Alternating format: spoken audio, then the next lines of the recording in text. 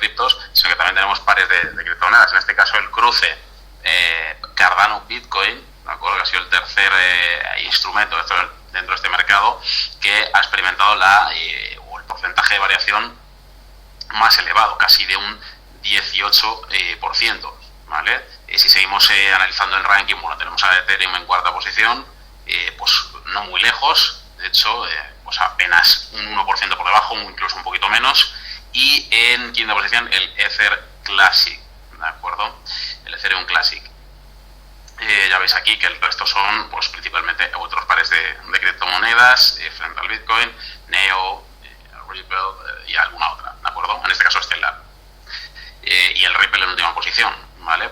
En el plano más negativo, fijaos que son todos exclusivamente pares de criptomonedas que oscilan desde algo menos de un 10% abajo hasta casi un 25% menos que con respecto al mes anterior. La que encabeza en este caso es el par EOS contra Bitcoin, en este sentido que pierde, digamos, pierde fuerza frente al Bitcoin. Ahora podemos verlo sin problema en el gráfico.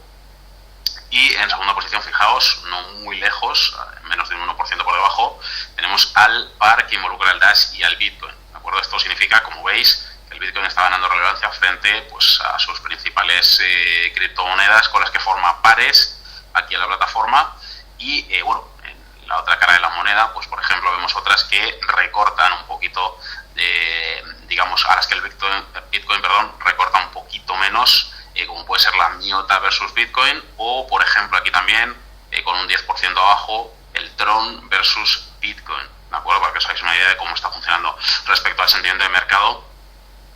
Pues en este periodo en concreto, fijaos, hay una predominancia, la verdad que bastante clara, en cuanto a posiciones de compra. Las expectativas en este sentido de revalorización dentro del mercado son bastante altas, bastante más de lo normal. Ya sabéis que este es un mercado muy volátil, aunque en la temporada en la que nos movemos prácticamente todos los activos presentan una volatilidad, la verdad que bastante elevada.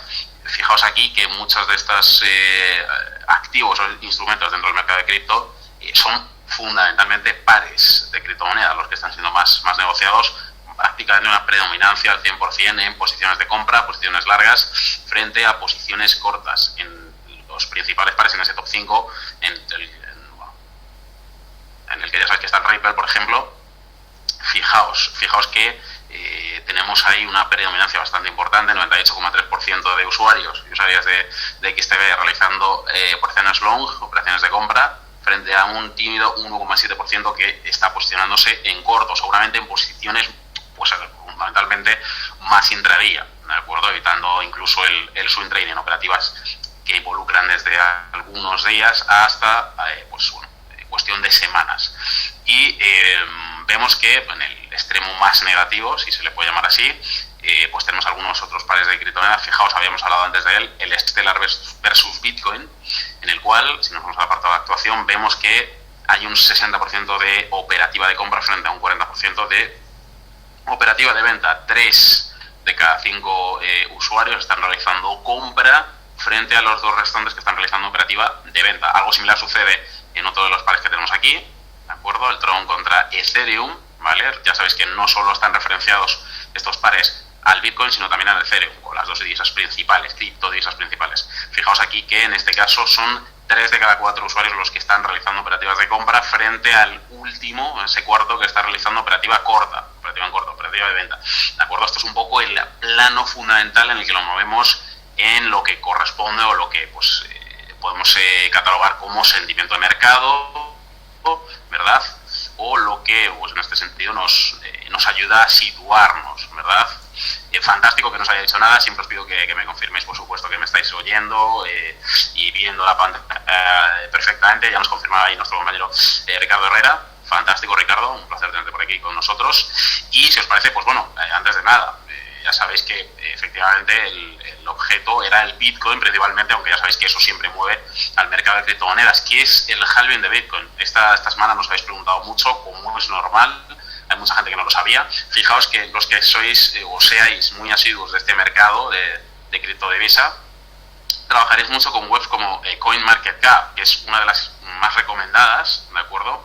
Pues para todo lo que tiene que ver con estadísticos relativos a Bitcoin, revalorización, cambios en el market cap, que es básicamente cuánto capital hay en este mercado, ¿de acuerdo? Cuánto se mueve. Aquí estamos hablando de prácticamente billones de dólares, ¿de acuerdo? Fijaos que el market cap a fecha actual es de 243 billones de dólares, superior a 243 billones de dólares. Fijaos que hay un total de más de 5.000 criptomonedas en funcionamiento actualmente, que lo diría, ¿verdad? Desde que salió el Bitcoin en 2009, ya hace más de 10 años, y el porcentaje de este volumen, ¿verdad?, no solo el negociado de las últimas 24 horas, que es de 168 billones, como podéis ver aquí, o sea, casi 169 billones, una barbaridad. Fijaos aquí que de este market cap, el porcentaje que corresponde únicamente a peso del Bitcoin en el mercado es del 67,1%, es decir, algo más de 2/3 partes del capital que hay en este mercado es capital que se está negociando en Bitcoin, para que os hagáis una idea. Y también, pues obviamente incluye pues otros estadísticos relativos a la revalorización diaria, ¿verdad?, en tiempo real, el capital circulante, volumen de negociación, fijaos aquí 52 billones, es espectacular, y su precio en tiempo de mercado. Los precios en tiempo real ya sabéis que los podéis ver aquí también en XStation 5, pero obviamente CoinMarketCap es bastante puntera también. De hecho, fijaos aquí, donde estábamos, donde teníamos hasta hoy, de hecho, el contador para que se produjera ese halving, ¿de acuerdo? Pues ahora evidentemente ya nos lo referencia a los 4 años siguientes, ¿verdad? Fijaos aquí que tenían hasta un live stream, o sea, espectacular, ¿no? Y aquí, pues obviamente, los que seáis más duchos en otros lenguajes, en otras lenguas como el inglés, evidentemente no habréis tenido problema. Para los que no lo sepáis, pues os digo un poquito, ¿vale? El creador de Bitcoin, básicamente, Satoshi Nakamoto, los que sigáis acérrimamente el Bitcoin sabréis quién es, pues en su día decidió limitar, ¿de acuerdo? Tras su creación en 2009 decidió limitar el número de Bitcoins, el número de unidades de Bitcoin que iban a circular en el mercado, el número de capital circulante, ¿de acuerdo?, en criptomoneda, en términos de criptomoneda, que iba a circular en el mercado. Lo limitó a 21 millones de Bitcoins, ¿de acuerdo? Obviamente en 2009 estamos hablando de que teníamos el valor del Bitcoin pues muy por debajo del dólar. Imaginaos ahora, ¿no?, con pues cerca de esos $9.000, incluso con la volatilidad y los bandazos que ha dado su precio en estos más de 10 años, imaginaos ahora, ¿verdad? ¿Cuánto habrían sido esos Bitcoins de ahora si los tuviéramos en el bolsillo, ¿verdad? ¿Y qué es esto del halving? ¿En qué se traduce? Porque vemos aquí mucho texto y no sabemos lo que es. ¿En qué se traduce? Para que os hagáis una idea, los responsables del minado de criptomoneda, ¿vale? Ya sabéis que lo que es la estructura de las criptomonedas, se reduce o se recoge de manera muy sintética, podríamos decir, en una cosa que se llama bloques, ¿verdad?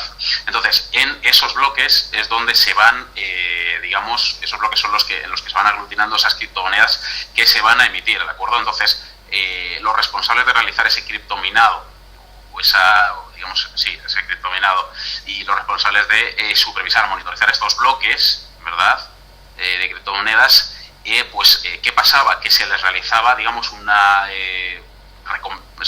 se les otorgaba una recompensa, una remuneración, podemos llamarlo así, y esa remuneración era en bitcoins, ¿de acuerdo? En sus inicios, como podéis ver aquí, esa recompensa era de 50 bitcoins, obviamente a precios de 2009, que eran, pues ya os digo, pues a lo mejor entre 25 y 50 centavos de dólar, que ya era mucho en aquel entonces.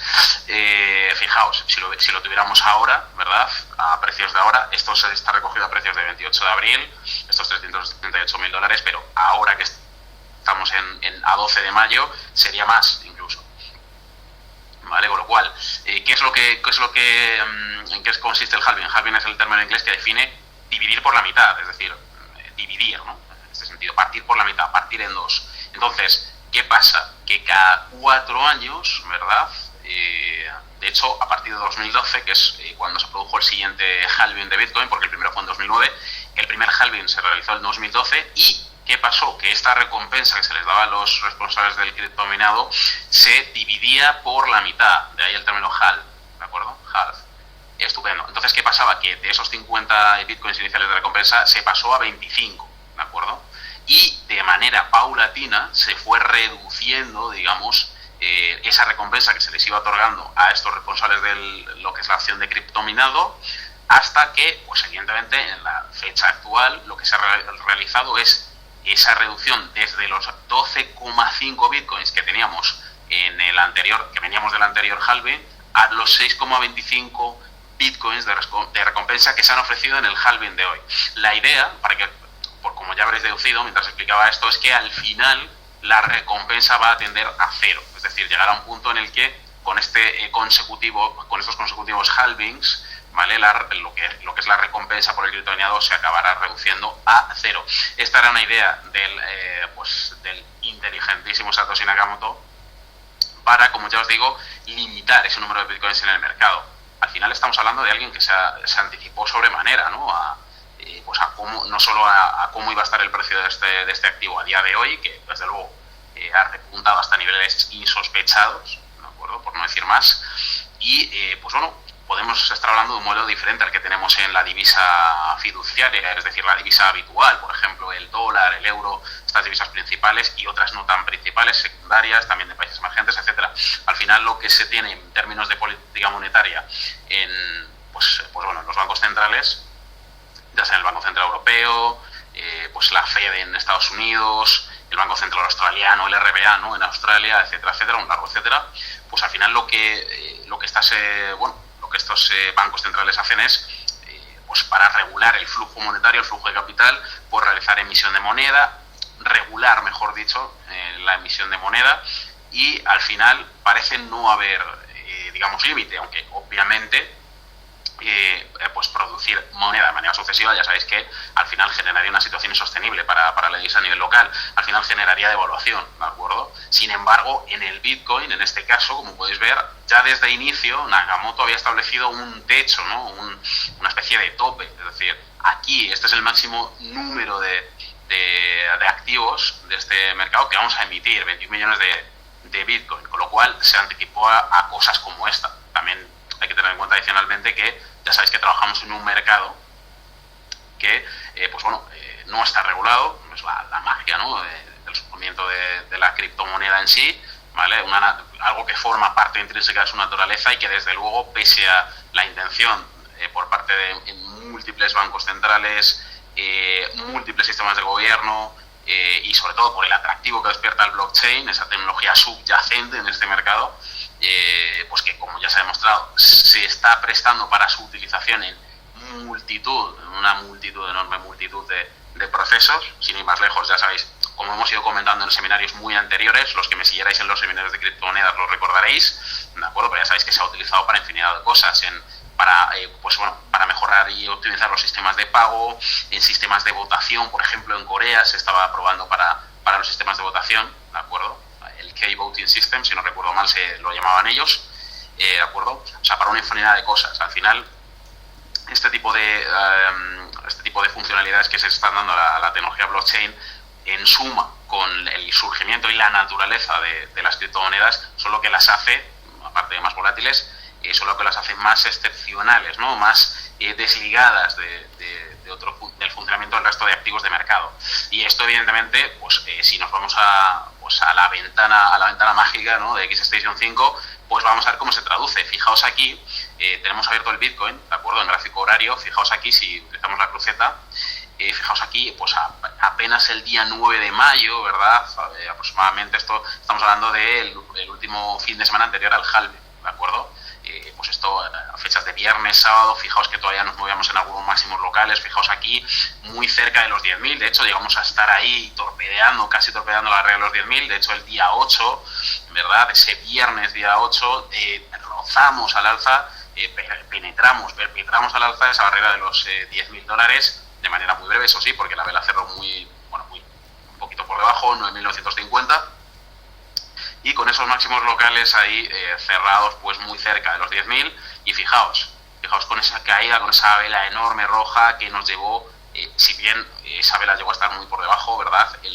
Casi en los 8.000, 8.075, fijaos que cerró muy por arriba, ¿verdad? Cerró pues prácticamente en 8.654, ¿vale? Un poquito por arriba incluso, pero ya estábamos hablando de una revalorización negativa del 13% abajo, un poquito más del 13%. Sin embargo, fijaos cómo a partir de aquí, a partir de domingo, esto fue el domingo 10, fijaos cómo hasta la fecha actual hemos recuperado una parte modesta de esa pérdida, ¿verdad? Pues por encima del 2,3%. ¿Qué es lo que ha sucedido en jornadas anteriores? Bueno, jornadas me refiero a halvings anteriores, porque ya sabes que los anteriores fueron en 2016 y 2012 en este caso, ¿vale? Y en ambos, ¿verdad? Como ya habréis visto, de hecho publicamos una noticia no hace mucho que tenía que ver con eso, vamos a verla aquí, era una noticia en la que hablábamos de, efectivamente, anticipábamos ya ese halving, ¿verdad?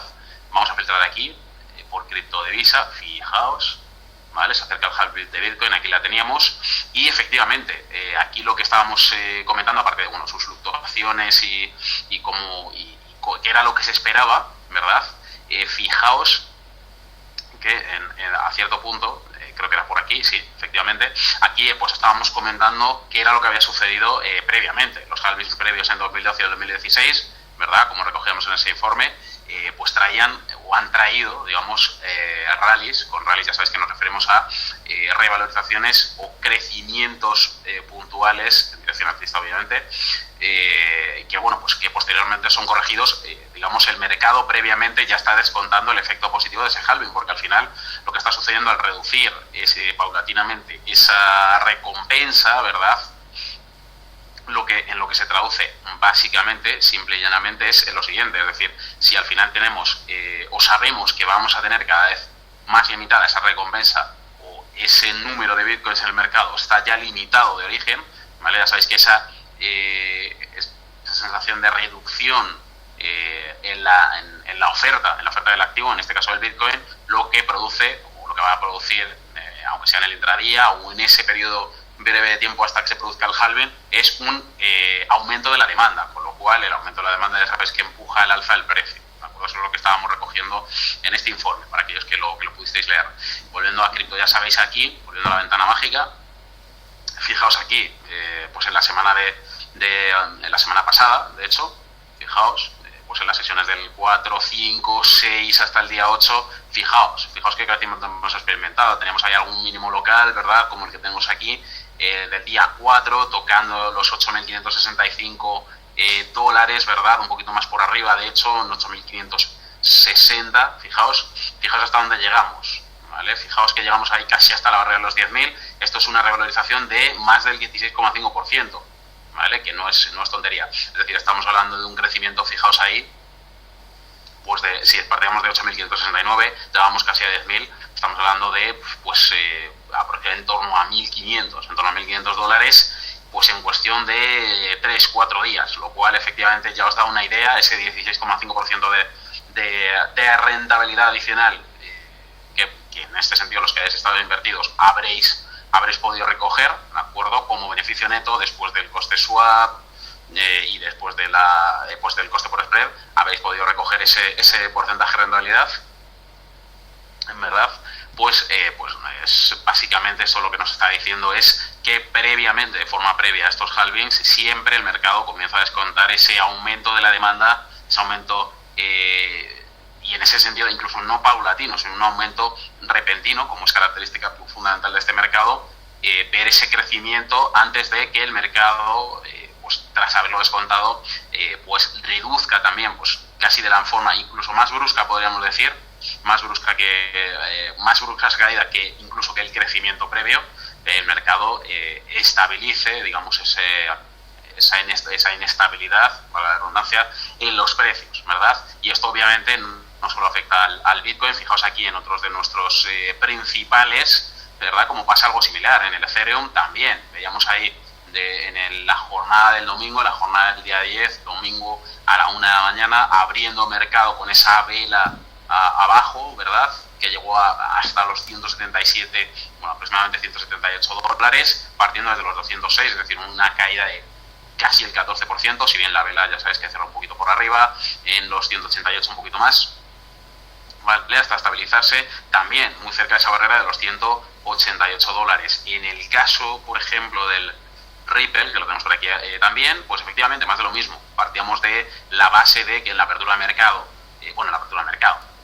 ya sabéis, por decirlo de alguna forma, porque el mercado de criptomonedas está operativo 24/7, como ya sabéis, pero en esa apertura del día 10, por llamarlo de alguna forma, digamos en esa primera hora de cotización, también pasábamos de los 21,2 centavos, llegábamos a estar muy por debajo, en los 17,43 centavos, 17 centavos, si bien el cierre de esa primera vela se produjo un poquito más arriba, en los 19,3 aproximadamente, de acuerdo, para al final estabilizarse un poquito por encima.